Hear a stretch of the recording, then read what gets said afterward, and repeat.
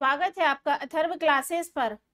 यह हमारी महिला पर्यवेक्षक की स्पेशल क्लास है और आज की क्लास में हम नियम, अधिनियम एवं अधिकार पढ़ेंगे, जो कि एग्जाम की दृष्टि से काफी महत्वपूर्ण टॉपिक है। इससे पहले हमने प्रमुख विभागों की महत्वपूर्ण योजनाएं पढ़ी थी।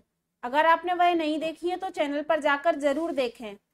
आज का जो हमारा टॉपिक है नियम, अधिनियम एवं अधिकार, इसके अंतर्गत हम किशोर न्याय अधिनियम 2000 की लगभग सभी धाराओं के बारे में डिटेल में पढ़ेंगे, तो हमारे साथ अंत तक जरूर बने रहिए। इससे पहले अगर आपने चैनल सब्सक्राइब नहीं किया है तो चैनल को सब्सक्राइब जरूर करिए। तो आइए शुरू करते हैं आज की क्लास। सबसे पहले जानते हैं कि किशोर न्याय अधिनियम बालकों की देखरेख एवं संरक्षण अधिनियम 2000 है।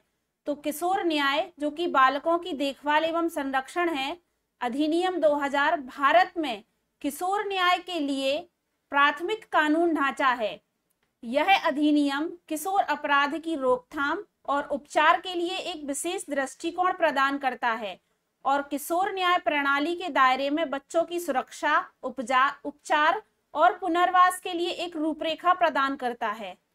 किशोर, जो कि टीनेजर्स के लिए जो अधिनियम 2000 है, भारत में किशोर न्याय के लिए जो प्राथमिक कानून बना है, उसके लिए बच्चों की सुरक्षा, उपचार और पुनर्वास के लिए बनाया गया है। तो इसके अंतर्गत कुल 70 धाराएं हैं, जिसमें से हम कुछ इंपॉर्टेंट पढ़ेंगे धाराएं और बाद में सभी 70 धाराओं के बारे में जो संबंधित तथ्य हैं उनके बारे में पढ़ेंगे।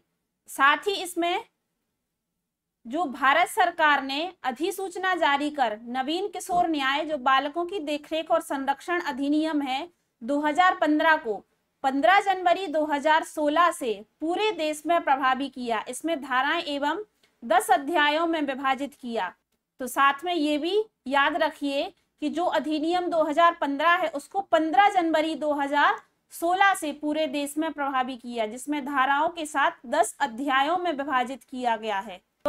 तो अब इसी के साथ किशोर न्याय अधिनियम 2000 की जो धाराएं हैं उसमें सबसे पहले देखते हैं धारा 1 के अंतर्गत। तो धारा 1 के अंतर्गत इसको 3 उपधाराओं में विभाजित किया गया है, जिसमें इसका संक्षिप्त नाम, विस्तार और प्रारंभ है। तो इसके अंतर्गत जो उपधारा 1 है, इस अधिनियम का संक्षिप्त नाम किशोर न्याय अधिनियम 2000 है। इसी में उपधारा 2 के अंतर्गत इसका विस्तार जम्मू कश्मीर राज्य के सिवाय पूरे भारत में होगा। इसके बाद इसकी जो उपधारा 3 है, यह उस तारीख को प्रवृत्त होगा जो केंद्रीय सरकार राजपत्र में अधिसूचना द्वारा नियत करे। तो ये इसका प्रारंभ है और उपधारा 2 में इसका विस्तार बताया गया है और उपधारा 1 में इसका संक्षिप्त नाम बताया गया है। इसके बाद है धारा 2। तो धारा 2 में इसकी परिभाषाएं दी गई हैं। तो इस अधिनियम में जब तक कि संदर्भ से अन्यथा अपेक्षा ना हो, तो इसमें जो परिभाषाएं हैं उसमें से जो पहली परिभाषा है वह सलाहकार परिषद में धारा 62 के अधीन गठित यथास्थिति केंद्रीय या राज्य सलाहकार परिषद या जिला और नगर स्तर का सलाहकार परिषद अभिप्रेत है। तो ये इसकी पहली परिभाषा है। इसके बाद जो दूसरी परिभाषा दी गई है वह भीख मांगने से अभिप्रेत है। तो सार्वजनिक स्थान में भिक्षा या भीख मांगना या प्राप्त करना या किसी निजी परिसर में भिक्षा की याचना या प्राप्त करने के प्रयोजन से प्रवेश करना, चाहे वह किसी बहकावे से हो। भिक्षा अभिप्राप्त या उद्दीपित करने के उद्देश्य से अपना या किसी अन्य व्यक्ति या जीव जंतु का कोई वर्ण, घाव, क्षति, व्रत या रोग अभिदर्शित या प्रदर्शित करना है। तो यह धारा 2 में इसकी परिभाषाएं दी गई हैं। इसके बाद धारा 3। तो ऐसे किशोर के संबंध में जांच की अनिवार्यता जो किशोर नहीं रह गया है, जहां अपचारी किसी किशोर या देखरेख या संरक्षण के लिए जरूरतमंद बालक के विरुद्ध जांच आरंभ कर दी गई है और उसे जांच के दौरान वह किशोर या बालक नहीं रह गया है, वहां इस अधिनियम में या तब समय प्रवृत्ति किसी अन्य विधि से किसी बात के होते हुए भी उसे व्यक्ति के बारे में जांच कैसे चालू रखी जा सकेगी और आदेश ऐसे किया जा सकेगा मानो ऐसा व्यक्ति किशोर या बालक होना जरूरी है। इसके बाद है धारा 5। तो धारा 5 में परिषद के संबंध में प्रक्रिया आदि दी गई है। तो इसमें भी 2 धाराएं हैं, उपधारा 1 और उपधारा 2। तो उपधारा 1 के अंतर्गत जहां किसी जिले के लिए परिषद गठित किया गया है वहां ऐसे परिषद को तत्समय प्रवृत्ति किसी अन्य विधि में किसी बात के होते हुए भी, किंतु जैसा इस अधिनियम में अभिव्यक्तता अन्यथा अपबंधित है, उसके सिवाय अपचारी किशोर से संबंधित इस अधिनियम के अधीन सभी कार्यवाहियों के संबंध में अनन्यतः कार्य करने की शक्ति प्राप्त होगी। इसी में इस धारा के अंतर्गत उपधारा 2 है। तो इस अधिनियम द्वारा या इसके अधीन परिषद को प्रदत्त शक्तियों का प्रयोग उच्च न्यायालय और सत्र न्यायालय द्वारा किया जा सकेगा जब कार्यवाही अपील पुनरीक्षण में अन्यथा उसके समक्ष आए। तो धारा 5 के अंतर्गत उपधारा 1 और उपधारा 2 में परिषद के संबंध में प्रक्रिया आदि दी गई है। इसके बाद है धारा 7। तो धारा 7 के अंतर्गत मजिस्ट्रेट द्वारा ऐसी प्रक्रिया का पालन किया जाना जिसके अधिनियम के अधीन उसे सशक्त नहीं किया गया हो। सभी धाराओं के जो महत्वपूर्ण तथ्य हैं वो याद रखना बहुत जरूरी है। जैसे कि धारा 7 के अंतर्गत मजिस्ट्रेट द्वारा ऐसी प्रक्रिया का पालन किया जाना जिसके अधिनियम के अधीन उसे सशक्त नहीं किया गया हो। इसके अंतर्गत भी 2 धाराएं हैं, उपधारा 1 और उपधारा 2। तो उपधारा 1 के अंतर्गत जब किसी ऐसे मजिस्ट्रेट की जो इस अधिनियम के अधीन परिषद की शक्तियों का प्रयोग करने के लिए सशक्त नहीं है, यह राय है कि इस अधिनियम के किन्हीं अपबंधों के अधीन लाया गया कोई व्यक्ति किशोर या बालक है, तब वह उसे राय अथवा अविलंब अभिलिखित करेगा। उसे किशोर या बालक को उसे कार्यवाही के अभिलेख को उसे कार्यवाही पर आधिकारिक रखने वाले सक्षम प्राधिकारी को भेजेगा। इसी धारा के अंतर्गत उपधारा 2 में वह सक्षम प्राधिकारी जिसे उपधारा 1 के अधीन कार्यवाही भेजी गई है इस प्रकार जांच करेगा मानो वह किशोर या बालक मूल्यतः उसके सक्षम लाया गया हो, समक्ष लाया गया हो। इसके बाद है धारा 8। तो धारा 8 के अंतर्गत संप्रेषण गृह आते हैं। तो संप्रेषण गृह में भी 2 धाराएं बांटी गई हैं इस धारा के अंतर्गत, उपधारा 1 और उपधारा 2। तो धारा 8 के अंतर्गत उपधारा 1 में कोई राज्य सरकार प्रत्येक जिले या जिलों के समूह में या तो स्वयं अपना स्वैच्छिक संगठनों के साथ करार के अधीन ऐसे संप्रेषण गृह स्थापित कर सकेगी जो इस अधिनियम को अधीन अपचारिक किशोर को उनके संबंधित किसी जांच के लंबित रहने के दौरान अस्थायी रूप से रखने के लिए अपेक्षित हो। तो धारा 8 में जो उपधारा 2 है उसके अंतर्गत जहां राज्य सरकार की यह राय है कि उपधारा 1 के अधीन स्थापित या अनुरक्षित गृह से भिन्न कोई संस्था इस अधिनियम के अधीन औपचारिक किशोर को उनसे संबंधित किसी जांच के लंबित रहने के दौरान अस्थायी रूप से रखने के लिए ठीक है, वहां वह उसे उस संस्था को इस अधिनियम के प्रयोजन के लिए संप्रेषण गृह के रूप में प्रमाणित कर सकेगी। तो धारा 8 के अंतर्गत जो उपधारा 1 और उपधारा 2 है उसमें संप्रेषण गृह के बारे में बताया गया है। इसके बाद है धारा 13। तो माता पिता संरक्षक अथवा परिवीक्षा अधिकारी को सूचना। तो जहां कोई किशोर या बालक गिरफ्तार किया जाता है वहां उसे उस पुलिस थाने या विशेष किशोर पुलिस एकक या भार साधक अधिकारी जो उस पुलिस थाने का इंचार्ज होगा या अधिकारी होगा, तो जिसके पास वह किशोर लाया जाता है उस किशोर के माता पिता या संरक्षक को यदि उसका पता चलता है कि ऐसी गिरफ्तारी की सूचना देगा और यह निर्देश देगा कि उसे परिषद के समक्ष उपस्थित हो, जिसके समक्ष किशोर उपसंजात होगा। परिवीक्षा अधिकारी को ऐसी गिरफ्तारी की सूचना देगा जिससे कि वह किशोर के पूर्वव्रत या कौटुंबिक पृष्ठभूमि के बारे में तथा अन्य ऐसे तत्व परिस्थितियों के बारे में जानकारी अभी प्राप्त कर सके जिसके बारे में यह संभाव्य है कि वह जांच करने में परिषद के लिए सहायक होगी। तो याद रखिए कि धारा 13 के अंतर्गत माता पिता या जो किशोर के संरक्षक हैं अथवा परिवीक्षा अधिकारी को सूचना देना है। इसके बाद है धारा 22, तो बचकर भागे किशोर के संबंध में प्रावधान। तो धारा 22 के अंतर्गत है कि बचकर भागे किशोर या बालक के संबंध में प्रावधान।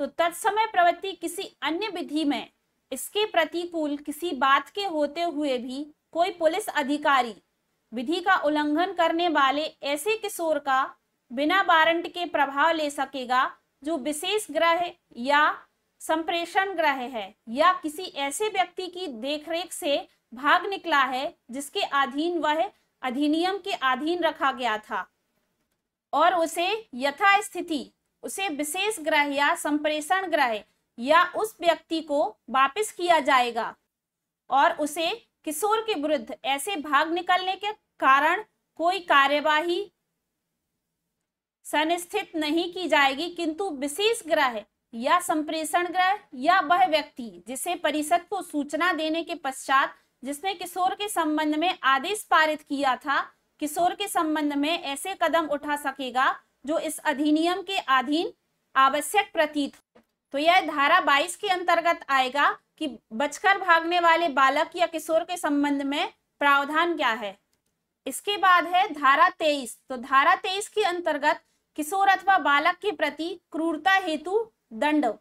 तो जो कोई किशोर या बालक का वास्तविक भार साधक या उस पर नियंत्रण रखते हुए ऐसी रीति से जिससे उसे किशोर या बालक को अनावश्यक मानसिक या शारीरिक कष्ट होना संभाव्य उसे किशोर या बालक पर हमला करेगा, उसका परित्याग करेगा, जानबूझकर उसकी उपेक्षा करेगा, वह कारावास जिसकी अवधि 6 मास तक की होगी या जुर्माने से या दोनों से दंडनीय होगा।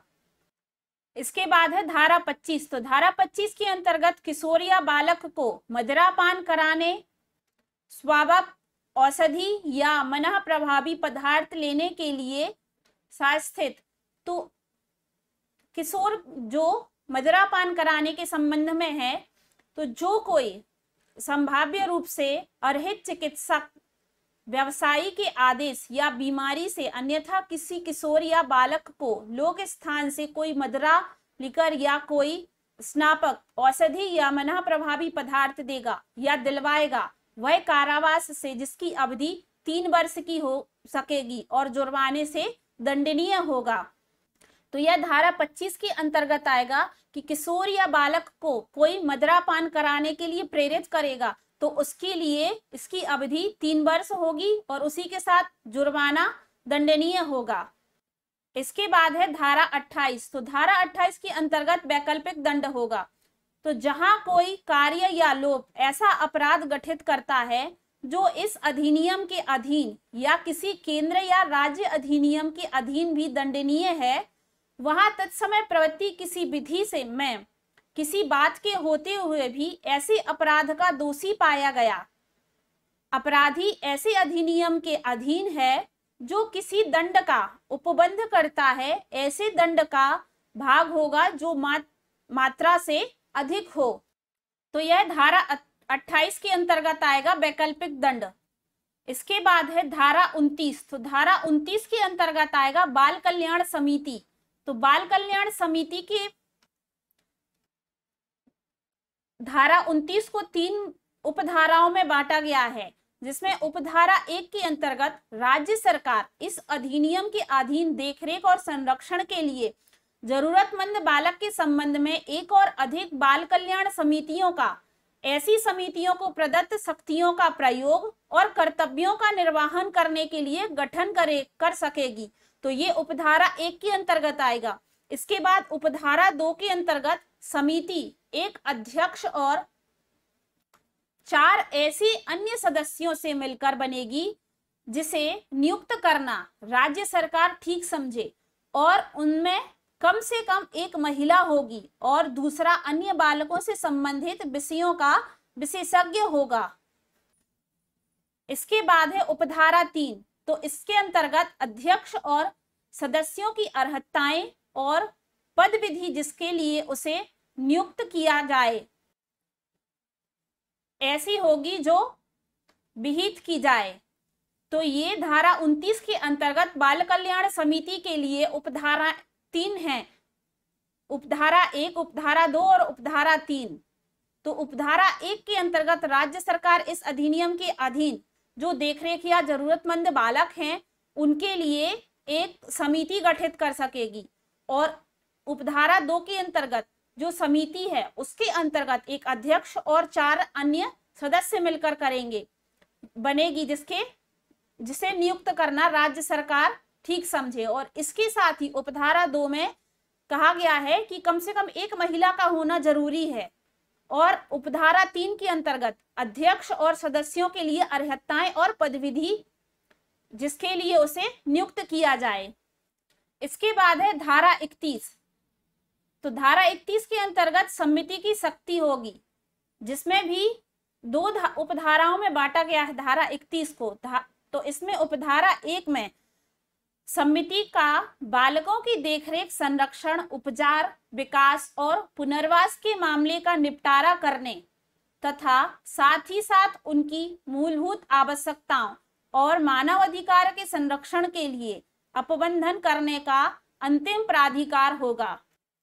इसी की उपधारा 2 के अंतर्गत जहां किसी क्षेत्र के लिए समिति का गठन किया गया है, वहां तत्समय प्रवृत्ति किसी अन्य विधि में किसी बात के होते हुए भी किंतु अधिनियम में अभिव्यक्त रूप से जैसा अपबंधित है उसके सिवाय ऐसी समिति की देखरेख और संरक्षण की जरूरतमंद बालकों के संबंध में इस अधिनियम के अधीन सभी कार्यवाहियों के संबंध में अन्यतः कार्य करने की शक्ति होगी।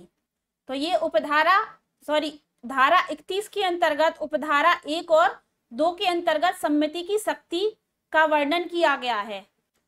इसके बाद है धारा 40। तो धारा 40 के अंतर्गत पुनर्वास एवं सामाजिक पुनर्एकीकरण की प्रक्रिया आती है। तो इसमें बालक का पुनर्वास और समाज में पुनः मिलना बाल गृह और विशेष गृह में बालक के ठहरने के दौरान आरंभ होगा। बालकों की पुनर्वास और सामाजिक एकीकरण वैकल्पिक रूप से इसमें 4 प्रकार से होगा: दत्तक ग्रहण द्वारा, पोषक देखरेख द्वारा, धर्मज किए जाने और पाश्चात्यवर्ती देखरेख संगठन में बालक को भेजकर किया जाएगा। तो इसमें पुनर्वास एवं सामाजिक पुनः एकीकरण की प्रक्रिया 4 प्रकार से होगी। तो इसमें दत्तक ग्रहण द्वारा, पोषक देखरेख, धर्मज किए जाने और पश्चातवर्ती देखरेख संरक्षण में बालक को भेजकर किया जाएगा। इसके बाद है धारा 46। तो धारा 46 के अंतर्गत किशोर अथवा बालक के पिता या संरक्षण की उपस्थिति होना धारा 46 के अंतर्गत जरूरी है। तो इसके अंतर्गत कोई सक्षम प्राधिकारी जिसके समक्ष किशोर या बालक इस अधिनियम के किसी अपबंधन के अधीन लाया जाता है, जब भी वह ऐसा करना ठीक समझे, किशोर या बालक का वास्तविक भार साधक या उस पर नियंत्रण रखने वाला माता पिता या संरक्षण से अपेक्षा कर सकेगा कि वह किशोर या बालक के बारे में किसी कार्यवाही में उपस्थित हो। तो एग्जाम में प्रश्न कहीं से भी बन सकता है। प्रश्न ऐसा भी बन सकता है कि किशोर अथवा बालक के पिता या संरक्षण की उपस्थिति किस धारा के अंतर्गत है, तो वह धारा 46 के अंतर्गत है। तो ये याद रखना बहुत जरूरी है। इसके बाद धारा 47। तो धारा 47 के अंतर्गत किशोर अथवा बालक की उपस्थिति से अभिमुक्त प्रदान करना। तो इसके अंतर्गत यदि जांच के अनुक्रम में किसी प्रकरण पर समक्ष प्राधिकारी का समाधान हो जाता है, किशोर या बालक की उपस्थिति जांच के प्रयोजनार्थ आवश्यक नहीं है, तो सक्षम प्राधिकारी उसकी हाजिरी से अभिमुक्त प्रदान कर सकेगा और किशोर या बालक की उपस्थिति में जांच में अग्रसर हो सकेगी। तो अभी तक हमने कुछ इंपॉर्टेंट धाराओं के बारे में डिटेल में पढ़ा है। इसके बाद अब हम जो 70 धाराएं हैं उनसे कुछ संबंधित तथ्य देखेंगे। तो किशोर न्याय और बालकों की देखरेख एवं संरक्षण अधिनियम 2000 की जो प्रमुख धाराएं हैं और उससे संबंधित तथ्य देखेंगे। तो इसमें जो सबसे धारा 1 है उसके अंतर्गत उसमें उसका संक्षिप्त नाम, विस्तार और प्रारंभ बताया गया है, धारा 1 के अंतर्गत। इसके बाद धारा 2 के अंतर्गत उसकी परिभाषाएं बताई गई हैं। इसके बाद धारा 3 के अंतर्गत ऐसे किशोर के संबंध में जांच की अनिवार्यता जो किशोर नहीं रह गया है। धारा 4 के अंतर्गत किशोर न्याय परिषद के बारे में बताया गया है। धारा 5 के अंतर्गत परिषद के संबंध में प्रक्रिया आदि के बारे में।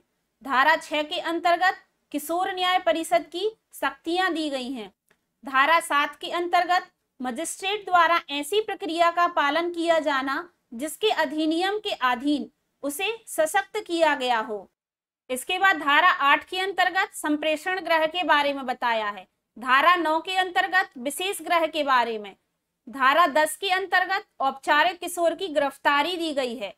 धारा 11 के अंतर्गत किशोर पर अभिरक्षक का नियंत्रण। धारा 12 के अंतर्गत किशोर की जमानत का प्रावधान है। धारा 13 के अंतर्गत माता पिता संरक्षण या परिवीक्षा अधिकारी को सूचना देना है। धारा 14 के अंतर्गत किशोर के बारे में परिषद द्वारा जांच का प्रावधान है। धारा 15 के अंतर्गत आदेश जिसे किशोर के संबंध में पारित किया जा सके। इसके बाद धारा 16 के अंतर्गत आदेश जिसे किशोर के विरुद्ध पारित नहीं किया जा सकेगा। इसके बाद है धारा 17। तो धारा 17 के अंतर्गत दंड प्रक्रिया संहिता के अध्याय 8 के अंतर्गत अधीन की कार्यवाही का किशोर के विरुद्ध सक्षम नहीं है।